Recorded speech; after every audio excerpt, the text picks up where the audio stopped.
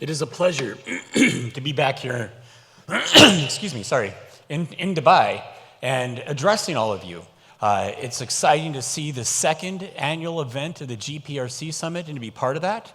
And I'm very excited that there's the GRC professional training tomorrow being delivered by Governance Dynamics. I actually was one of the original course authors and wrote the test for that 16 years ago with OSEG. And I'm very happy to see that that training is being delivered tomorrow and hope to see many of you there as well. Now, let's talk about the journey to GRC. Agile and cognitive governance, risk, and compliance, or in the context of today's conference, GPRC, and putting that performance aspect in it as well. So in that case, the modern organization is what we refer to as navigating chaos. It's changing minute by minute, second by second. Regulations are changing, new laws, new regulations, enforcement actions. Just take one industry, financial services. Global financial services firms are dealing with 257 regulatory change events every business day coming from 1,217 regulators around the world. That's a lot of legal and regulatory change, and that's just one industry. We have a changing external risk environment. Risks are changing externally that impact our business. Geopolitical risks, economic risk and uncertainty, supply chain disruptions, natural disasters, those impact our business and our ability to reliably achieve the objectives of the organization and perform. But not only do we have these external things bearing down on us, like regulations and risks, we also have changes to our internal business. Processes are changing, strategies changing, objectives are changing, employees are changing, technology is evolving and changing. And we have to keep all that change in sync. But also, the modern organization is not about traditional brick and mortar walls and traditional employees. The modern organization is the extended enterprise.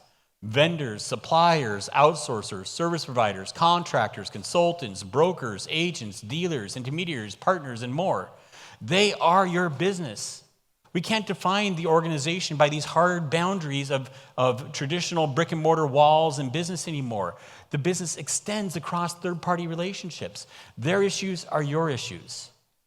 And we have to keep all this in sync. As regulations change, as risks change, the businesses change, we need to keep all of that in sync. And that's the challenge of governance, risk, and compliance today. The physicist Fritjof Capra stated it very well. The more we study the major problems of our time, the more we come to realize they cannot be understood in isolation. They are systemic problems, which means that they are interconnected and interdependent.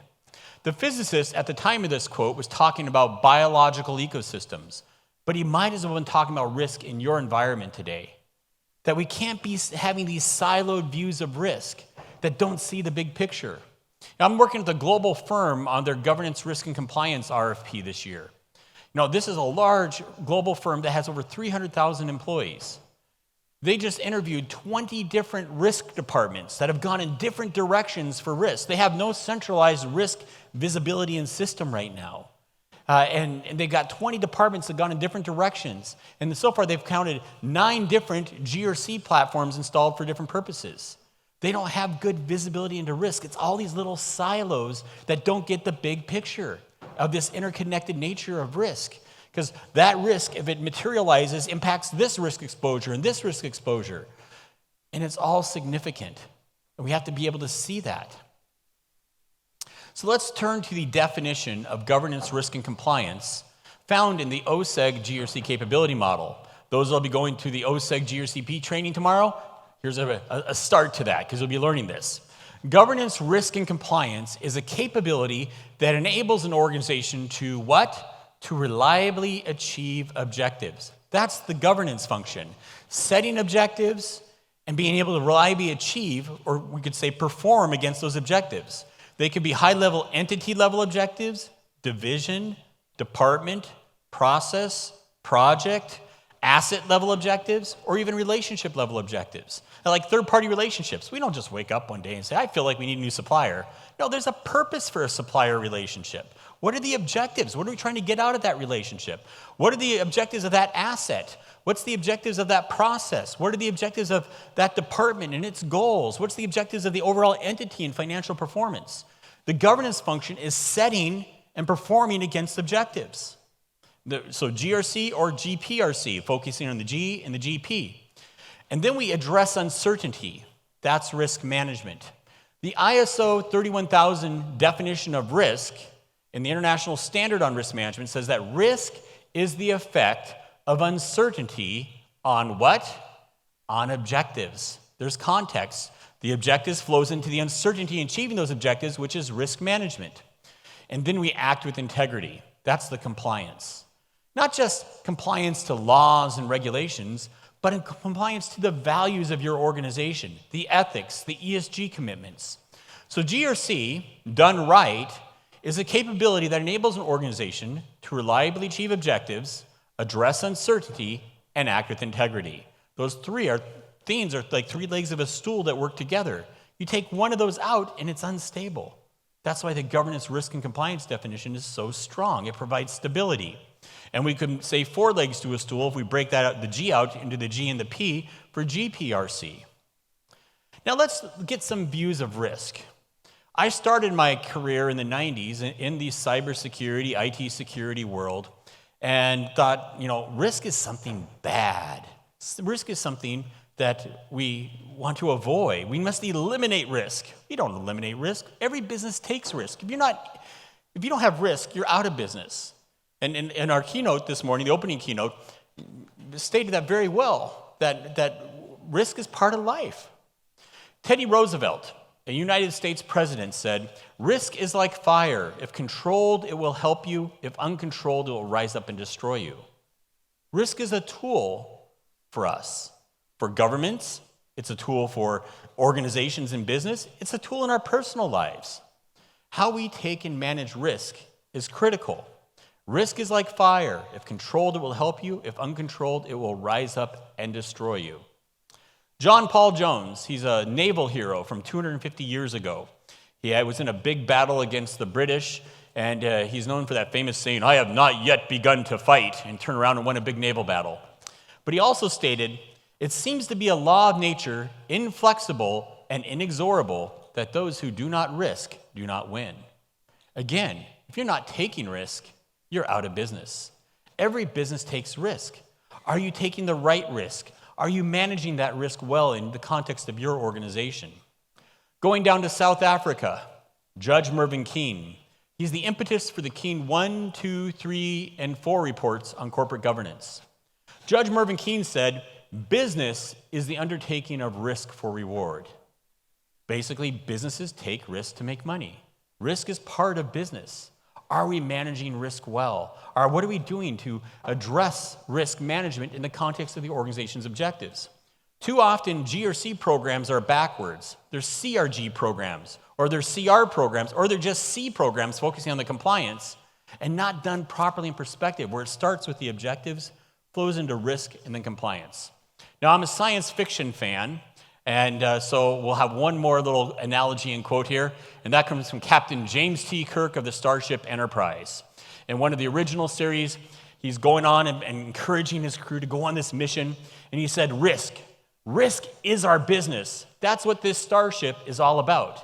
That's why we're aboard her. Captain James T. Kirk. Risk is our business. Every one of your businesses, risk is your business. Now, you might be aggressive in taking risk, or you might be, rather conservative in taking risk. But how you take and manage risk is critical to the success and survival of your business. Risk is your business. Now, I was teaching my Risk and Resilience Management by Design workshop in Amsterdam in September, and so just a few months ago. And I had this chief risk officer from a life sciences organization that was attending. And he told this excellent story. I wrote a whole blog on this. I've actually written 2 blogs on it now because it's a great story. He got hired as the chief risk officer. And in that interview process, the CEO comes up to him and says, "So you want to be the new chief risk officer?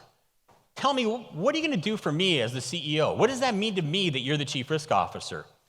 And this chief risk officer candidate looks him in the eye and says, "My job is to ensure that you have no surprises in achieving your objectives." And the CEO said, "That's the best answer anybody's ever given me for what risk management is." No surprises. Now, that's a lofty goal. There's always going to be surprises. This complexity and navigating chaos of the business world, there's going to be surprises. But at the end of the day, that's really what risk management's about. It's managing uncertainty, making sure that the business, and it's charting its path forward, knows what's going to happen and what could happen, and what are the scenarios that can play out. That's good risk management, ensuring that there's no surprises. Then there's the rhythm of risk, the rhythm of governance, risk, and compliance throughout the business, managing GRC in the cycles and patterns of the business to reliably achieve its objectives. I mentioned I'm an OSEG fellow and helped with the GRC professional training, originally developed that course and things. One of the other OSEG fellows is Brad Jewett. He was the enterprise risk director at Microsoft. He's now the CFO of Corel Corporation, a large software firm. And so when he was at Microsoft, he had this whole approach called the rhythm of risk, the rhythm of GRC. And what he would do is he knew that he had the tactical elements. Every year I had to do this risk assessment and this risk assessment, this health and safety assessment, this privacy risk assessment, this security risk assessment. Those are the tactical routine things he had to do. But he made sure that he had staff that would sit down with senior executives and management at different levels of Microsoft and saying, what are you being measured against? What are the objectives of your department and function that you're being measured against?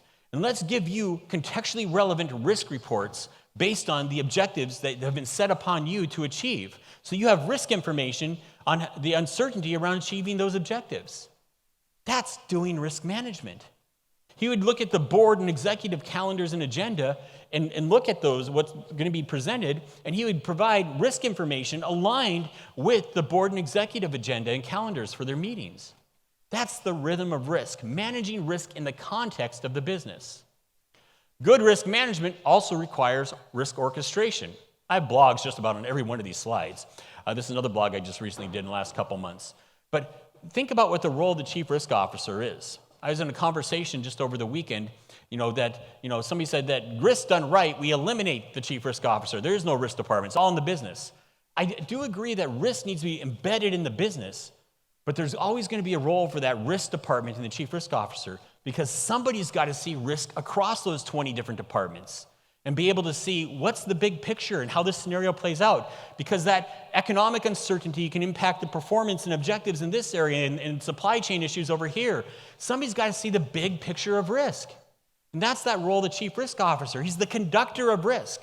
You look at an orchestra and you got the violins, the violas, the cellos, the bass, the woodwinds, the percussion instruments, and it's the conductor that sees across all this and makes sure everybody's playing their parts in the proper way, and nothing's getting out of balance, nothing's stepping out of risk tolerance and appetite. That's the role of a chief risk officer, is to have that risk visibility and to see that interconnectedness of risk that the physicist Fritjof Capra that I quoted stated earlier. It's about good risk orchestration. Now, good risk management is going to bring in resilience. Resilience is that ability to recover from a risk event. The elasticity, the ability for a process or service to spring back from a risk issue.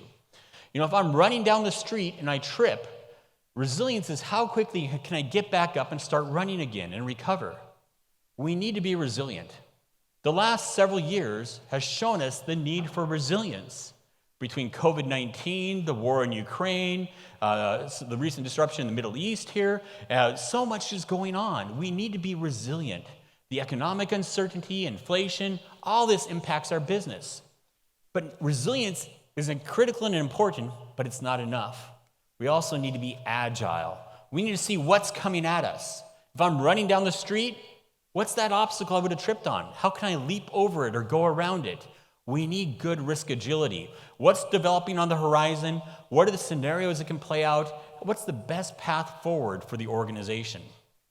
So organizations need a top-down approach of GRC management strategy that brings together the senior level objectives of the organization. In some areas of the world, I know a GRC strategy and technology RFP in Germany that's being led by the board of directors, that top level. But what's our GRC management strategy? What are the different roles and departments and functions involved?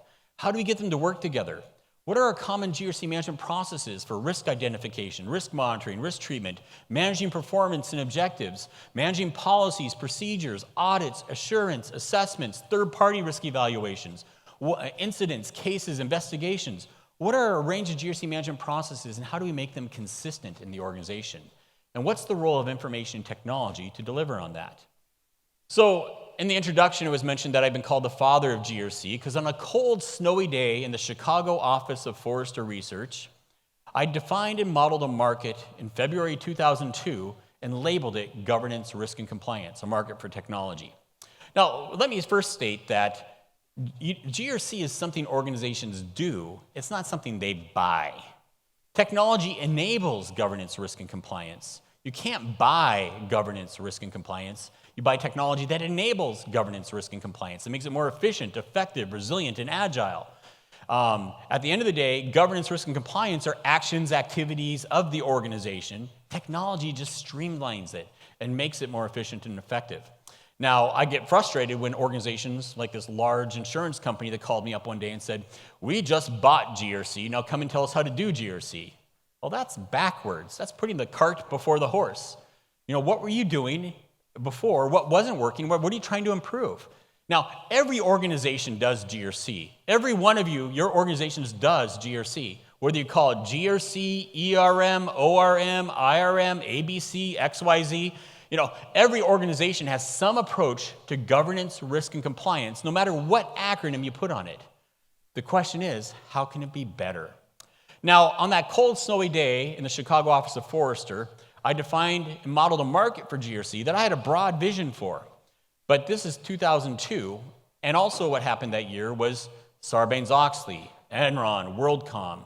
And so the first several years of GRC technology history is what I call the Sarbanes-Oxley captivity of GRC, where it's focused on internal controls over financial reporting. Then we entered GRC 2.0, Enterprise GRC.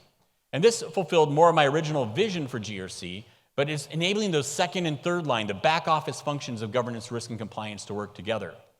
From there, we entered GRC architecture. There's not one platform that does absolutely everything. There could be a core platform, and there could be best-of-breed solutions where they make sense. And it needs to integrate into the ERP and business environment, integrate into external content providers like regulatory databases and threat vulnerability databases and watch lists, sanction lists, negative news, all these different elements. What's your architecture? Then about 2017, there were a lot of complaints. GRC had been around for 15 years about the point of 2017.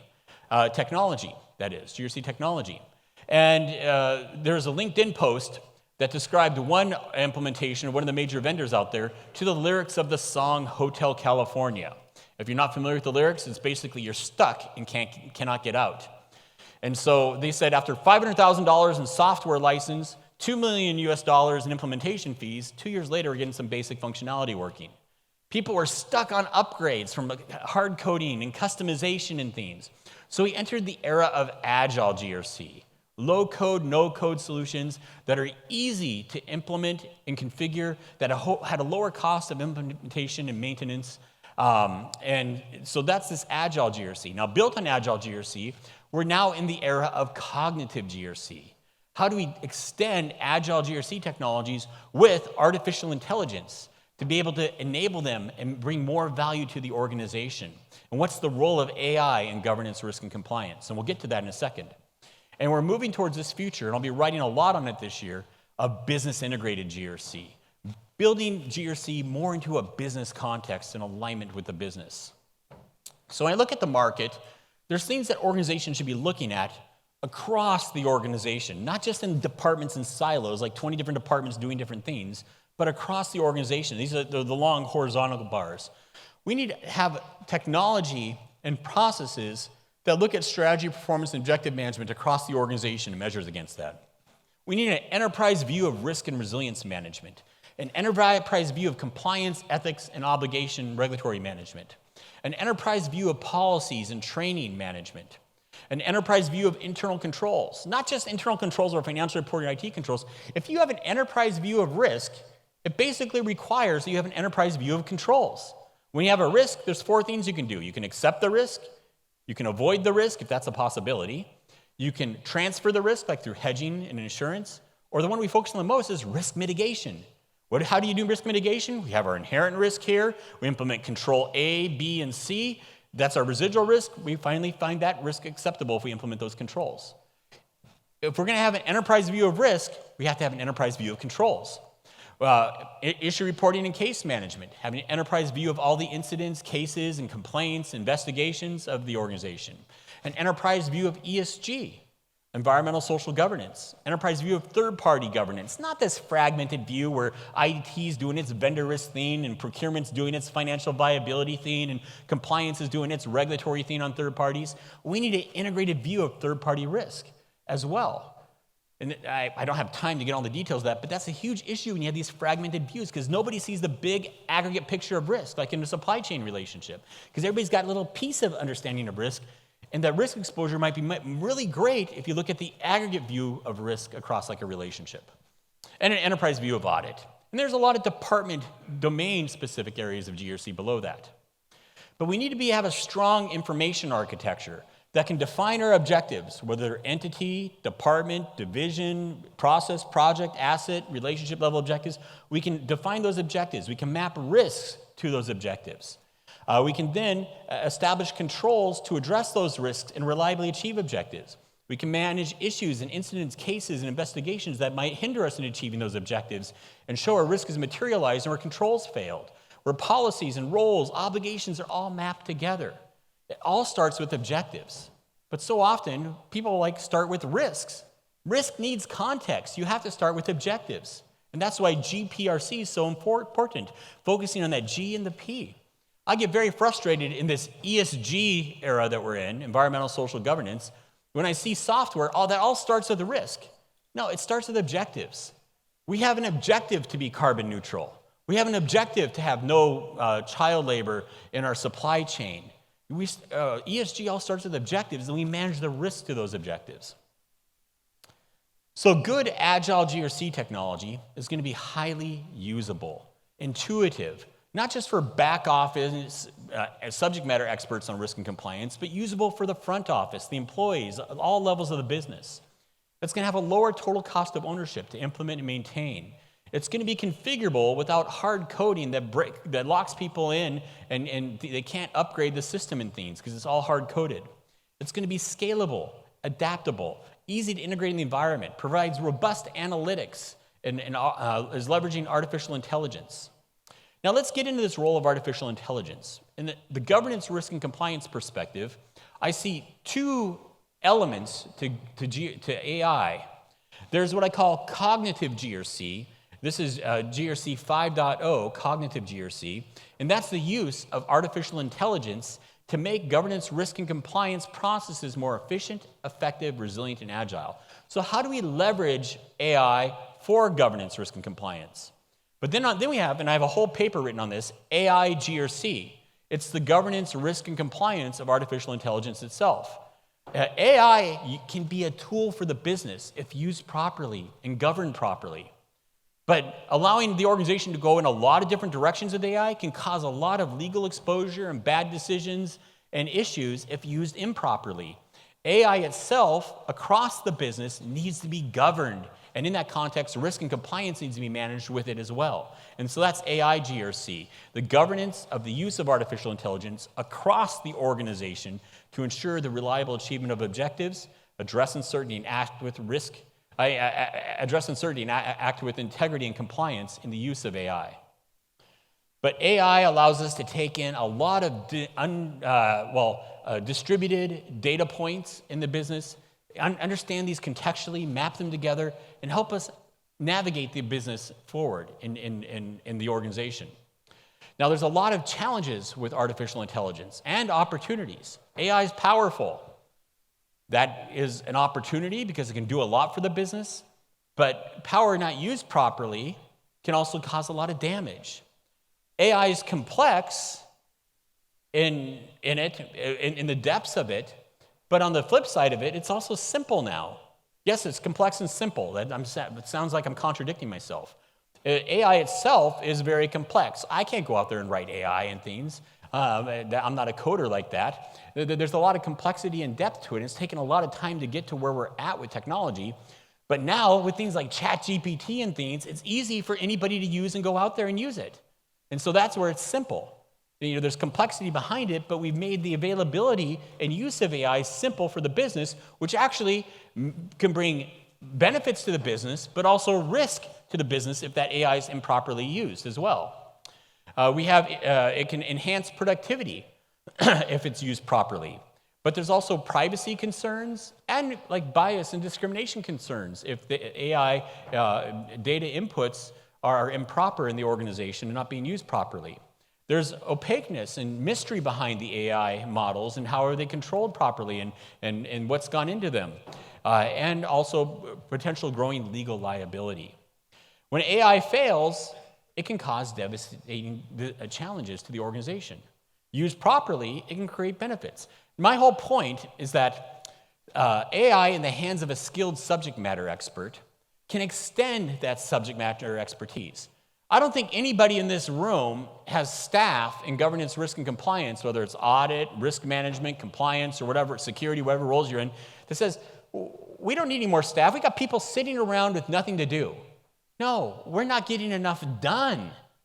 Everybody's taxed and at capacity. And so AI can extend and help us get more done. And it empowers subject matter expertise.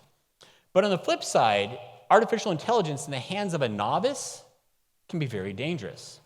Artificial intelligence in the hands of a subject matter expert that's lazy and is going to let the machine make all the decisions for them without any intuitiveness in decisions on the part of the subject matter expert can be dangerous. But in the hands of a skilled subject matter expert that understands their job, the context, and can leverage AI and know that it can get 80% of the work done but needs some subject matter expertise to adapt and make sure it applies to the right business context, that's where AI can be very powerful. So AI helps us learn from experience, use what is learned to draw conclusions, identify relationships and patterns, solve complex and difficult problems, particularly when across data that we can't process and see as humans because we don't have the time to do it, understands different languages and contexts, and can create information and perspectives. Machine learning or deep learning is a subset of AI that allows systems to learn from data without explicit programming. It can be used to analyze historical data to predict future risk, aiding in proactive risk management. It can scrutinize past financial transactions to forecast and prevent fraud in the future, deliver expert risk management insights, and enhance data sourcing. Natural language processing enables machines to read, understand, and interpret human language. If you print off the United Kingdom's FCA rulebook, I've never tested this, but I'm told it's a stack of paper 6 feet tall. If you print off the United States Code of Federal Regulations and stack it end to end, it's longer than a marathon. 50 kilometers? I mean, that's a lot of paper. Now, how long would it take you to read that amount of paper? A machine can read it in minutes, not just read it, but dissect it and map it. And I was talking to one chief compliance officer at a life sciences firm in the United Kingdom, and they said in their internal testing of natural language processing, not only was artificial intelligence, a gazillion times faster at reading regulations and mapping them, but it was 30% more accurate. I mean, if you had a stack of paper to read of regulations and laws, your mind's going to wander and think, what am I doing for dinner tonight? What are the plans this holiday season? And we're going to miss things. Natural language processing, machines stays on task. Predictive analytics and expert systems are computer systems that mimic the decision-making abilities of a human expert. These systems aid in making informed decisions by providing insights based on accumulated knowledge and data. Such as search policies and documents by understanding the searcher's intent. It can identify business units and processes with missing and inadequate controls. Neural networks are algorithms modeled after the human brain designed to recognize patterns. Neural networks are instrumental in detecting anomalies and patterns in vast data sets. So this can be discovering, and identifying and surfacing data relationships, improve data discovery via data enrichment, classify content according to our risk taxonomy. And then robotic process automation is the use of software robots to automate highly repetitive tasks so that if we see some type of potential fraud, we can cut off access to that and maybe block that transaction. Generative AI creates new data like the data it was trained on that can help us generate policies and control statements and narratives. But again, it needs subject matter expert review and make sure it's appropriate for the business. Responsible use of AI, and we need to ensure that AI systems comply with evolving laws and regulations. We need to manage the uncertainty and risk of the use of AI, meet ethical standards, deliver trust and transparency, provide strategic business alignment, and enable agility as the AI landscape is rapidly changing, as we've seen this last year. But strong cognitive GRC enables proactive risk management, enhanced ongoing continuous compliance monitoring for the here and now, but also the horizon scanning, what's coming at us, efficient use of resources, and informed decision making. We're moving towards that future of business integrated GRC, where we take agile and cognitive GRC and we build it more into the business, the GPRC, where strategy, objective, and performance management is central, may taking a top-down approach to objectives and aligning risk and compliance. Where we have business process modeling and enterprise architecture, understand the business process and controls are part of the business process, not these additional layers of complexity. We leverage technology that includes business management platforms that integrates controls and policies and risks within the context of managing the business. We can take up both the top-down and bottom-up view of risk and automate business controls throughout the business. But business integrated GRC that's built on cognitive and agile GRC makes us more aware of those risks across the organization in the context of the business and its objectives and performance against those objectives. That allows all those different departments, like that one firm with 20 different risk departments, to be able to work together collectively and to be responsive to changes in the business environment, agile to see what's coming at the organization and go through scenarios and plan to navigate the business forward, but know that there will be issues. Risk events will happen, so we're resilient to contain those risk events, keep them when they're small, and to be able to recover from them, and do this with technology that makes it more efficient in our time and our money. So with that, there's my contact information, but we're going to move right into the panel discussion on this.